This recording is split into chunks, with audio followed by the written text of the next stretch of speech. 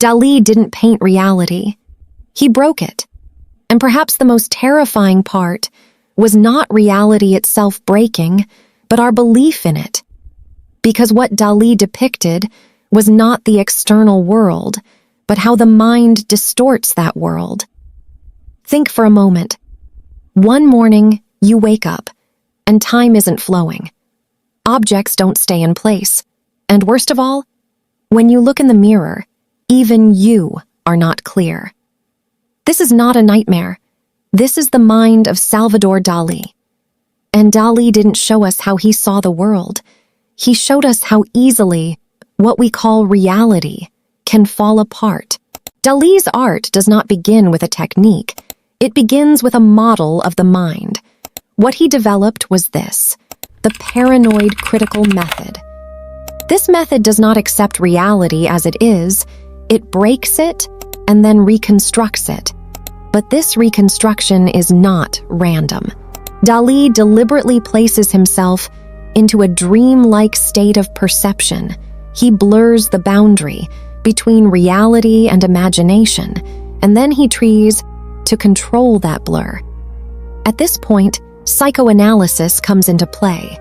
According to Freud, the mind is an archive of repressed desires and fears. Dreams are the leaks of that archive. Dalí's difference was this.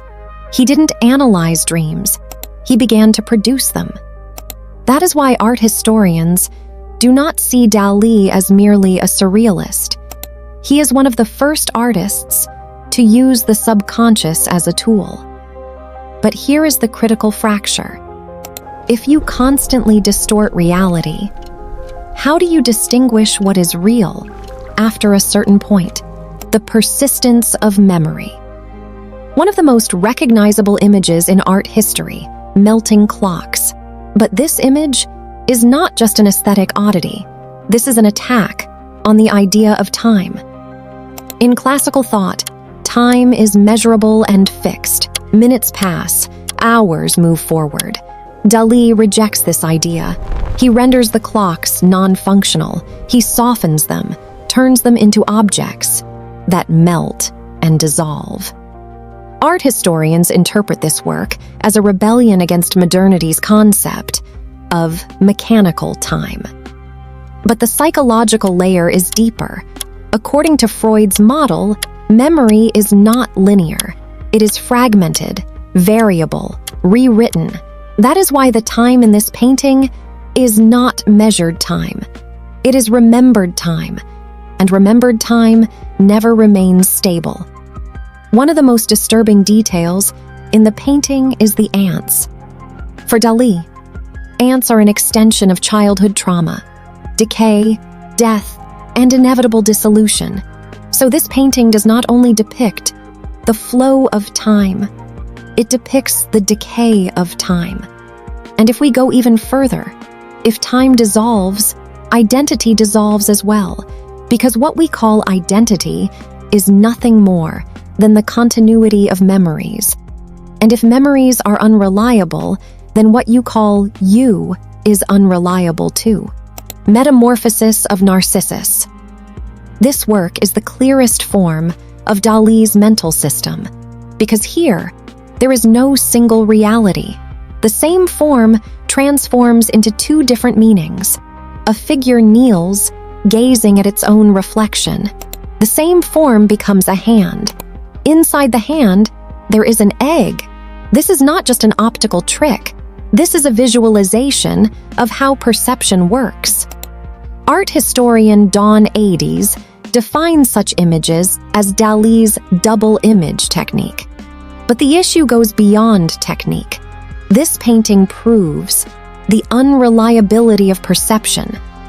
Because the eye does not believe what it sees, it believes what it interprets. On the psychological level, the myth of Narcissus comes into play. A person who falls in love with their own reflection and thus faces destruction. According to psychoanalytic interpretations, this work is a visual analysis of narcissism. The more one looks at oneself, the more one loses oneself.